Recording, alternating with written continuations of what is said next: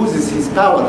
So he has his own event, and not only this, but take away other speakers too, just in case to make sure it fails. This is how we are, and yet we blame. Where is our governments here? Where do they tell us don't do? We are free, and yet somehow we have left, and we are still with the same mindset here, thousands of miles away, and we cannot talk among ourselves and unite. And we have to understand this. It is our responsibility to change ourselves. It is ourselves that has to be changed. There's nothing wrong with our governments. They just look in the mirror and they see us. You see ourselves. Why is it that we are so busy with our money, with our financial security and our children, but we don't expect the same from them? They are just like us. If we change our priorities and change ourselves, they will change too. And that's what we have to realize. We have to look at our children and know they are our hope. And then we look and we see some brothers saying we should go out in this demonstration. And as I remember in the year 2000, when we most of 20 Muslims went downtown, and downtown was full of Muslims, and I was so proud. Almost every Muslim I know was downtown there. And I thought we had a message to carry. And I waited for the nightly news, and the nightly news said a few thousand Muslims went to demonstrate for what's happening, and 10,000 Israeli supporters were in Ottawa supporting Israel. SubhanAllah. There was at least 50,000 Muslims downtown Toronto, but a few thousand Muslims were. And I realized, and I like to analyze situations, why did this happen? Because when we left home, we wanted to impress the media. Wanted to give a message to the media. And they got the message and they told us what they think of us. If we had left home going back to Allah subhanahu wa ta'ala and asking Allah to support them, things would have been a lot different. But because we expect our results from the media, we got the results. And same as this downtown when we had the demonstration last Saturday. What happens is we see, first of all, the Prime Minister Harper saying that he unconditionally supports Israel. So we put our hand out to Harper when he's telling us he unconditionally supports Israel.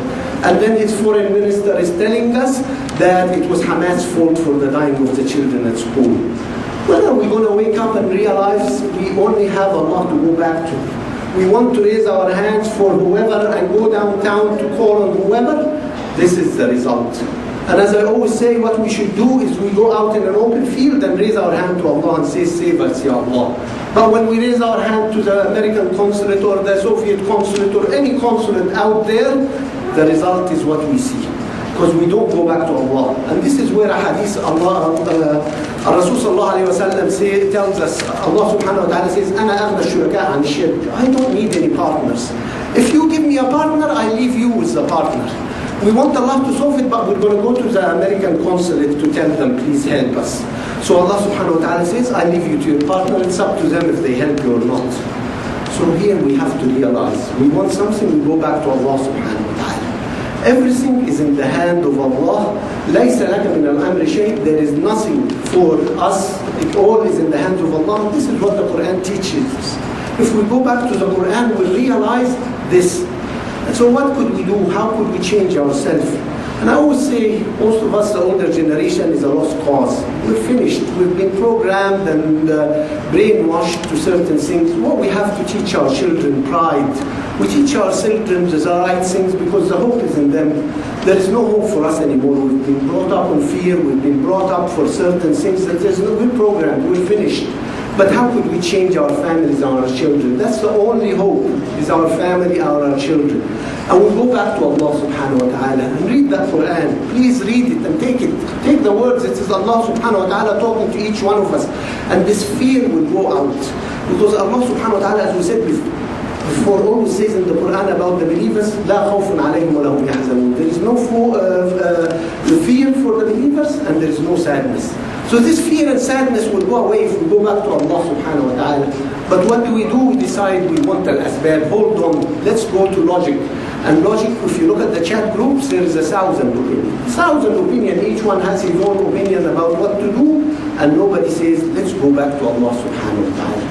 Let's go back and pray to Allah and ask Him to help us, inshaAllah. And Allah subhanahu wa ta'ala will help us, inshaAllah. And if we look at everything we do is a reaction. I got an email the other day, there is a new TV station, للدفاع عن Rasulullah, to defend Rasulullah. So our energy is now going for defending Rasulullah. Why can't our energy going to learning Islam and practicing Islam, and then we don't have to defend? Why are we defending? Because nobody cares about us anymore. We are in the lowest stage, lower. If we were proud and we understand our Islam, we don't have to do that. We don't have to react. We don't have to do all these things. Our energy is just going in reaction to certain situations. But no energy is going back to how could we understand the Quran. This is Allah subhanahu wa ta'ala telling us what to do, and we go back and understand it, and don't worry about the 1.5 billion people, same as 30,000 ended up as 300 and they were victorious. That's what you need. Don't worry about the 1.5. All of us want the 1.5 people to come together, billion people to come together, but you don't find one of them saying, I want to be among the 300 who steadfast. Allah subhanahu wa ta'ala just asked for the 300 to be steadfast. Don't worry about all the rest. They don't, because dunya is in everybody's heart. But you don't find any of us saying, I want to be one of these 300. You will find each one of us, his job is to bring the 1.5 billion together. And of course, if we understand, Allah subhanahu wa ta'ala says, لو أنفقت ما في الأرض جميعا ما ألفت بين قلوبهم. If you spend all the money on earth to bring the hearts of the believers together, you would not.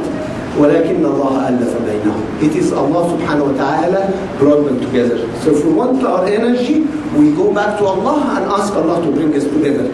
As for all the speeches that we are very good at and all these things, has no results, because لو أنفقت ما في الأرض جميعا ما ألفت بين قلوبهم. If you spend all the money on earth, you will not do it. The answer is Allah subhanahu wa ta'ala. فَفِرُّوا إِلَى اللَّهِ. Escape to Allah subhanahu wa ta'ala. We go back to Allah. Read this Quran. Please read it with understanding what it means. It is Allah talking to you. And if we do, we'll find the answers very simple. And we'll find that 300 people could do miracles rather than all this wasted energy we are doing.